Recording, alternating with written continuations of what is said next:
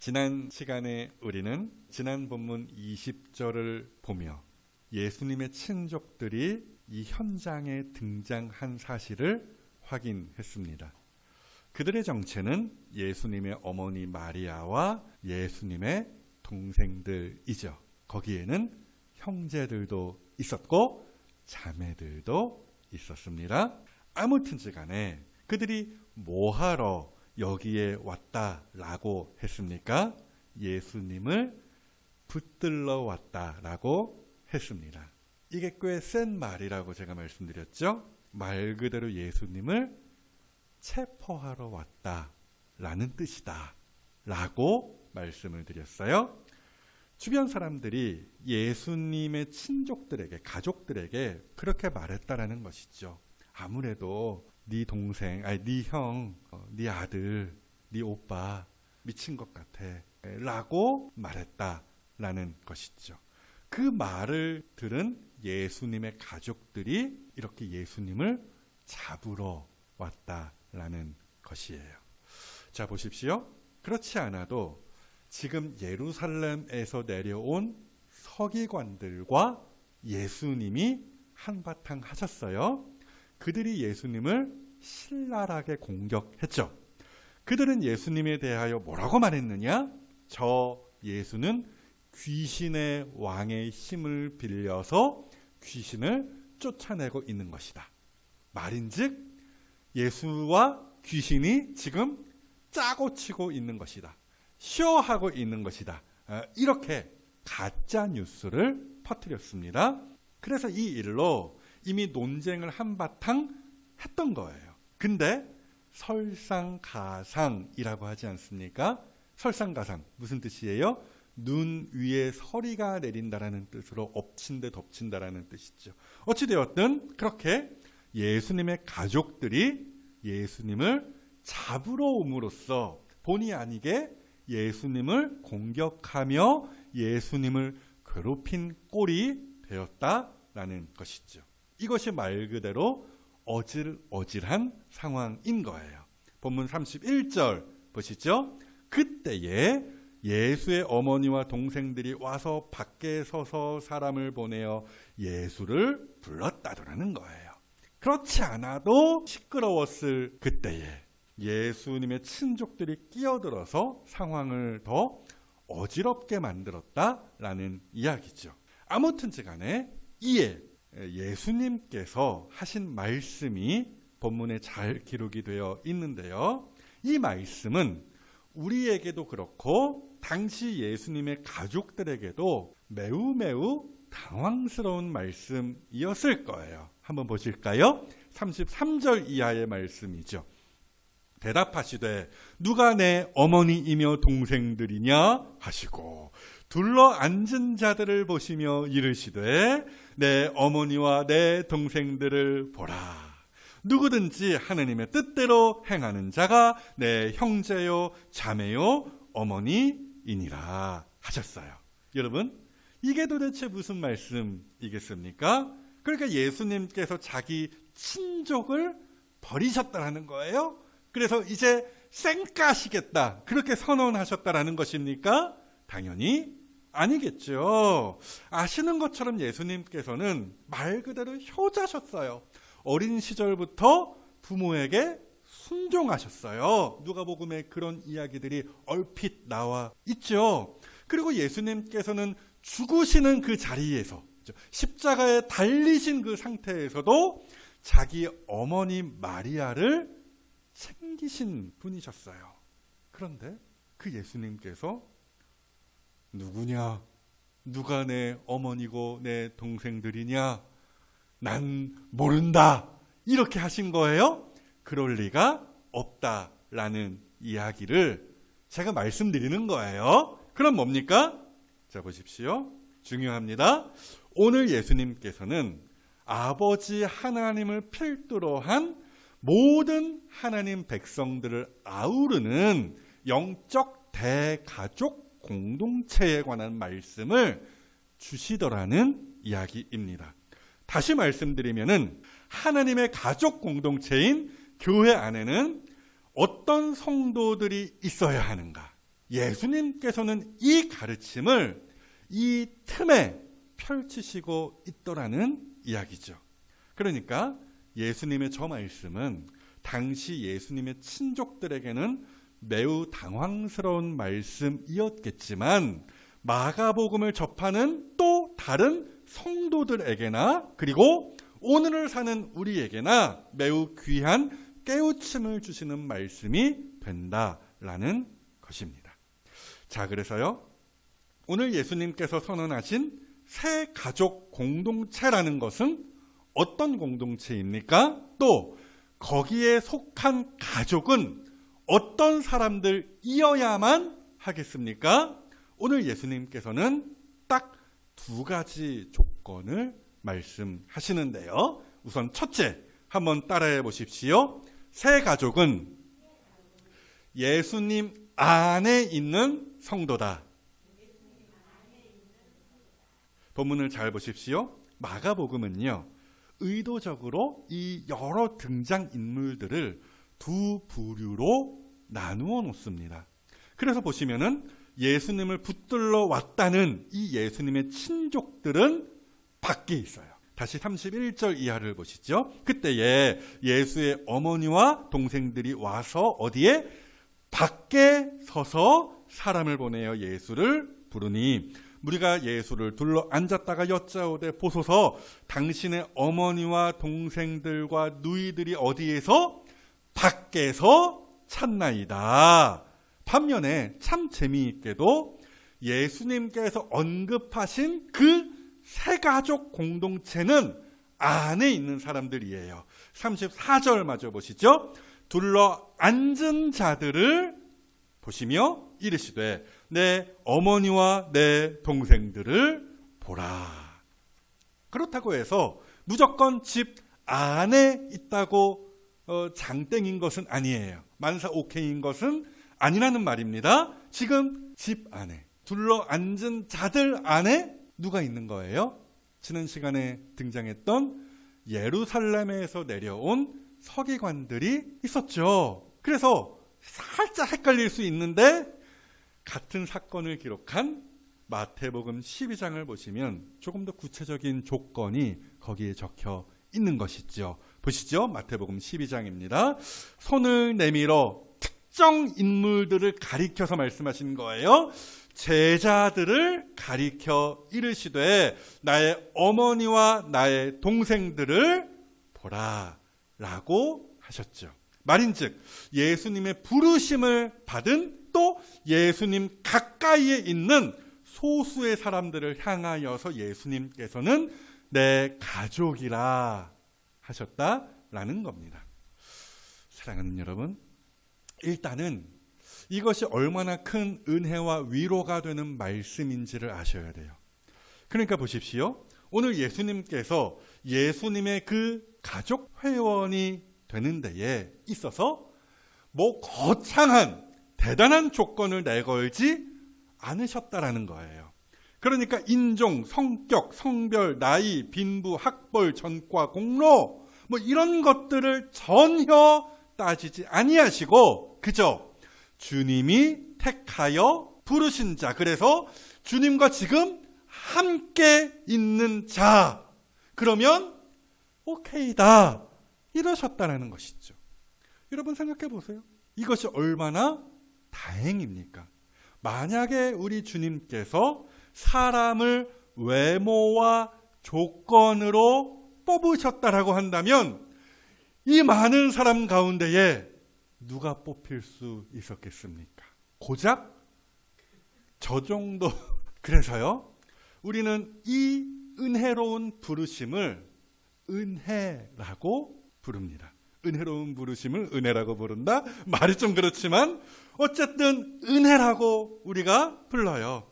이미 우리는 마가복음을 통하여 이 부르심의 은혜에 대하여 이야기를 들었어요. 일단은 세리 레위라는 사람이 있었죠. 당시 말씀드렸어요.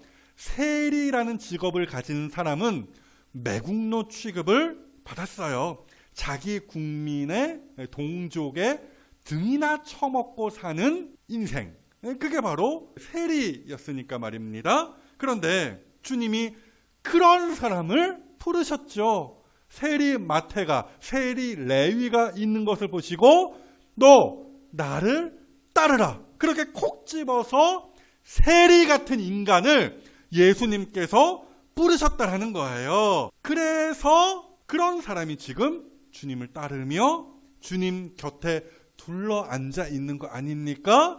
근데 우리 주님이 그런 사람을 가리키시며 이르시되 너도 내 가족이라고 말씀하시는 거잖아요. 사랑하는 여러분, 명심하십시오. 주님의 가족 공동체에서는 외모와 조건, 또 그의 어떠한 과거를 따지지 않습니다. 딱 한 가지 조건만 성립되면 돼요. 그저 주님 곁에 붙어 있으면 오케이라는 말씀이에요. 자, 그래서요, 우리 주님께서 본문 가운데에서 다시 한번 못을 딱 박아버리시죠. 다시 35절 말씀 보실까요? 누구든지, anyone, anybody, 누구든지 하느님의 뜻대로 행하는 자가 내 형제요, 자매요, 어머니이니라. 사랑하는 여러분, 모르긴 해도 이 말씀은 1차적으로 당시 마가복음을 대하는 성도들에게 큰 위로가 되는 말씀이었을 거예요. 무슨 말씀입니까? 보십시오. 이 당시 초기 기독교 공동체에 속했던 사람들의 많은 경우 육신적 가족을 사실상 버린 사람들이었거든요. 말을 뒤집으면은 버림받았다라고 말하는 게 맞을 수도 있어요. 아무튼지 간에 예수를 신앙하기 위하여, 예수 곁에 있기 위하여서 진짜로 아버지를 버리고 그물을 버린 사람들이 이 마가복음을 접했던 사람들, 당시 교인들이었다라는 거예요. 그래서 어쩌면 그들은 가족들로부터 야, 너 미쳤구나. 그럼 미쳤다라는 소리 한 번쯤은 들어본 사람들이 대부분이었을 거예요. 그런데 우리 주님께서 이런 말씀을 주시는 거예요.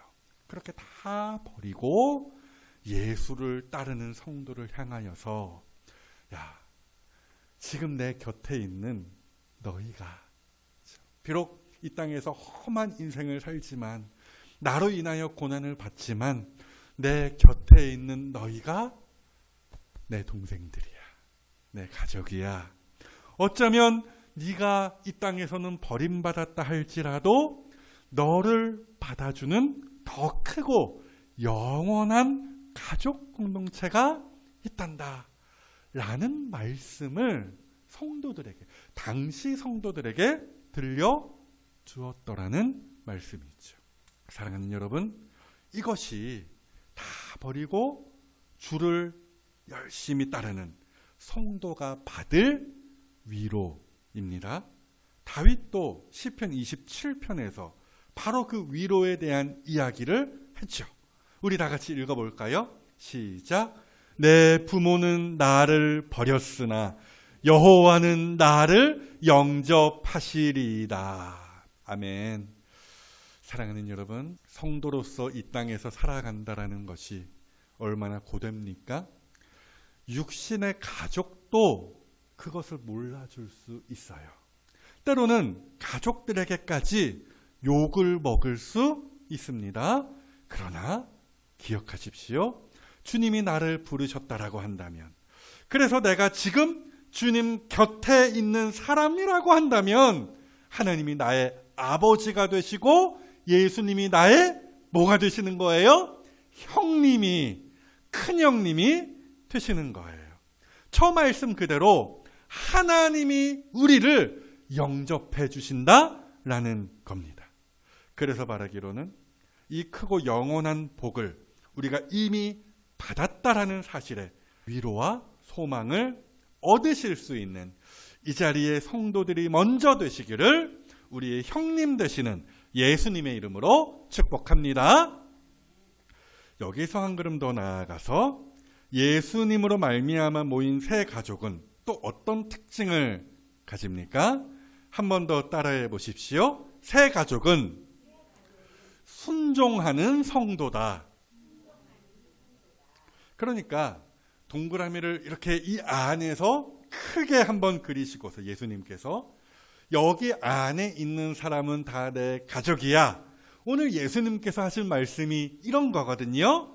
그래서 그 울타리 안에는 말 그대로 별의 별 사람들이 다 들어가 있는 것이죠. 당장 예수님께서 얼마 전에 부르셨다라고 하는 그 제자들만 봐도 그렇습니다. 거기에 어떤 사람들이 있었어요? 베드로.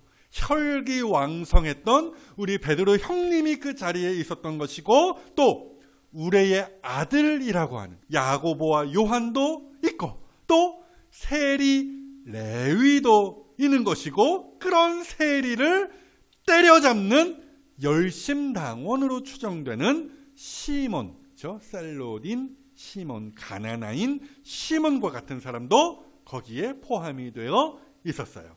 그리고 또 놀랍게도, 또 재미있게도, 감격적이게도 나중 이야기이겠습니다마는 오늘 이렇게 예수님을 잡으러 온 그 밖에 있었던 예수님의 친족들 뿐만 아니라 바리새인 중에 바리새인이라고 할 수 있는, 보세요. 바리새인들이 예수님에게 얼마나 욕을 많이 먹었습니까? 맨날 예수님에게 혼나고 그랬잖아요. 화 있을진저 바리새인들과도 이 서기관들이여, 뭐 이런 경고의 말씀 맨날 들었던 사람들이 그 바리새인이었는데, 그 바리새인 중에 바리새인이라고 할 수 있는 사울과 같은 사람, 나중에 우리가 그를 사도 바울이라고 부르죠. 그 같은 사람까지 전부 다 이 동그라미 안에 들어와 있는 거예요. 전부 다 한 가족으로 예수님을 필두로 한, 아버지 하나님을 필두로 한, 또 예수님을 따르는 저 한 가족 공동체로 모입니다. 그러니까 별의별 사람들이 모인 곳이 예수로 말미암은 새 가족 공동체, 즉 이 교회라는 말씀을 드리는 거예요. 그리고 여기에다가 예수님께서 한 말씀을 덧붙이시는데요. 그것이 35절 말씀이에요. 누구든지, 보십시오. 누구든지 하나님의 뜻대로 행하는 자가, 조건 하나가 저기에 더 붙어요. 하나님의 뜻대로 행하는 자가 내 형제요 자매요 어머니이니라. 자, 보십시오. 여러 부류의 사람들이 교회 안에 모여 있는 것, 아주 좋은 것입니다. 형형색색의 사람들이 모여 있는 거예요. 나와 다른 사람들, 성향적으로나 환경적으로나 모든 것이 다른 사람들이 이렇게 모여 있는 것입니다. 이것 자체를 나쁘다 하시면 안 돼요. 저런 사람이 우리 교회에 있다니 어울리지 않아, 뭐 이런 말씀 어디 가서 하시면 안 되는 거예요. 다만 오늘 주님이 하신 말씀은 이거예요. 그 많은 사람들이 하느님의 뜻 안에서 순종함으로써 한 방향으로 움직인다라는 것이죠. 그것이 바로 아버지 하나님을 모신 새가족 공동체의 성질이라는 거예요. 사도행전에 있는 하나의 이야기가 아주 좋은 본보기가 될 수 있을 것 같아요. 예수님께서 승천하신 다음에 예수님의 제자 한 100여 명 정도가 그 마가의 어머니 마리아의 다락방에 옹기종기 모였죠. 상상해 보신다면 거기에서 한바탕 싸움이 일어날 수도 있어요. 어떤 사람은 베드로를 향하여서 이렇게 말할 수 있겠죠. 베드로, 여기가 어딘 줄 알고. 그런데 보십시오. 주님의 이름 아래에 모인 그 새 가족 공동체, 그 교회가 우리에게 보여준 모습이 어땠습니까? 사도행전 1장, 좀 긴 말씀입니다만은 보실까요? 여러 인물들이 저기에 언급이 되는데요. 보세요. 사실은 감동적인 이야기입니다. 들어가 그들이 유하는 다락방으로 올라가니 거기에 어떤 사람들이 있었다고요? 베드로, 요한, 야고보, 안드레와 빌립, 도마와 바돌로메, 마테오와 및 알페오의 아들 야고보, 셀로딘, 시몬, 열심당원으로 우리가 보통 추측을 하는 저 시몬, 셀로딘 시몬이에요. 또 야고보의 아들 유다가 다 거기에 있어. 갸론 유다는 이미 죽어서 없고, 어찌되었든 또 보세요. 여자들과, 또 보세요. 예수의 어머니 마리아와, 또 보십시오. 예수의 아우들, 예수님 붙들러 왔던 그 예수님의 친족들이 다 여기에 지금 모여 있는 거예요. 그들이 모여서 더불어 마음을 같이하여 오로지 기도에 힘쓰더라. 그러니까 이런저런 사람들이 다 모여서 서로 자기 주장을 내세우면서 지적질하면서 너 그때 왜 그랬어? 너 그때 예수님 왜 붙들러 왔어? 너 이놈 잘 걸렸다. 뭐 이러면서 치고받고 싸우고 흩어지는 것이 아니라 하나님의 뜻을 오로지 구하며 그 뜻에 순종하기를 힘썼다더라는 거예요.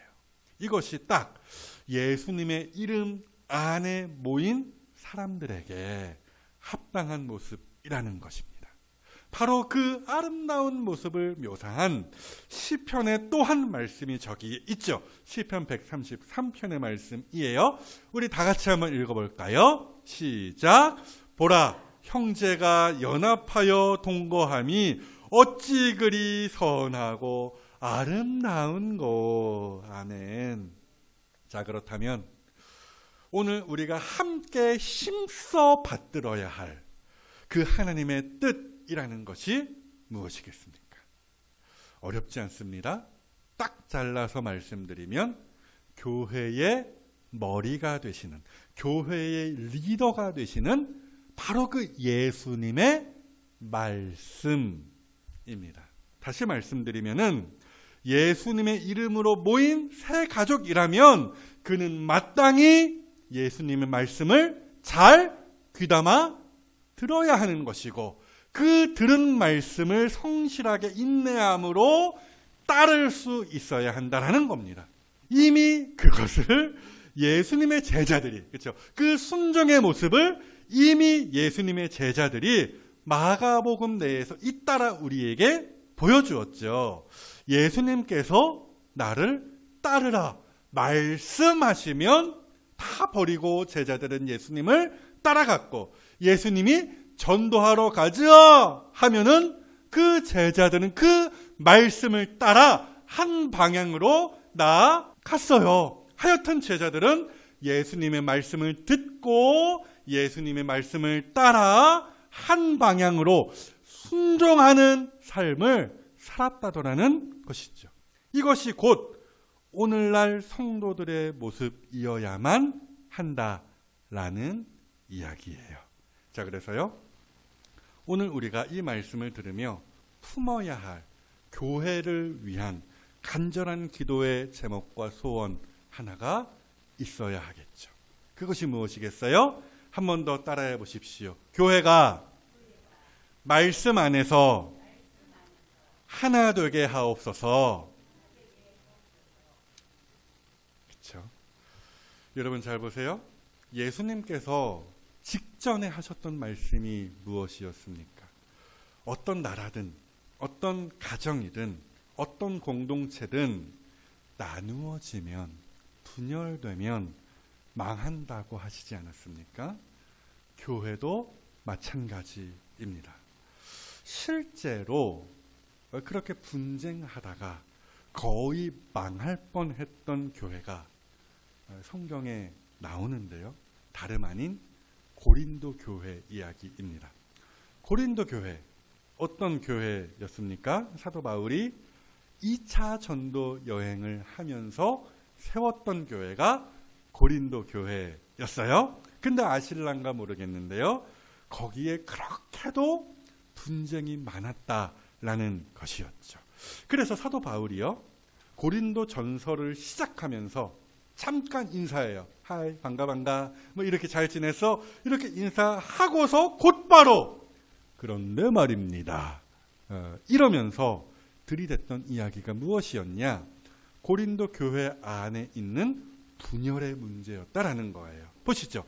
고린도전서 1장, 3장쯤에 있는 이야기도 아니라 1장 거의 펼치자마자 있는 이야기가 말씀이 저거예요. 형제들아, 내가 우리 주 예수 그리스도의 이름으로 너희를 권하노니, 우리의 형님 되시는 예수 그리스도의 이름으로 권하노니, 너희들 한 가족이지, 교회 공동체지, 그렇다면 모두가 같은 말을 하고 너희 가운데 분쟁이 없이 같은 마음과 같은 뜻으로 온전히 합하라. 그러니까 교회 안에, 저 고린도 교회 안에 분쟁이 있었다 없었다?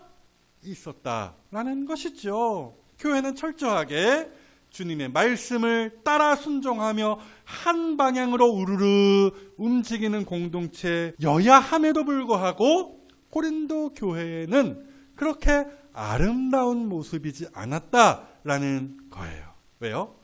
고린도 교회 안에는 파들이 많았거든요. 대파, 쪽파, 양파. 고린도 교회 안에는 이쪽 저쪽으로 사분오열되어 있었다라는 거예요.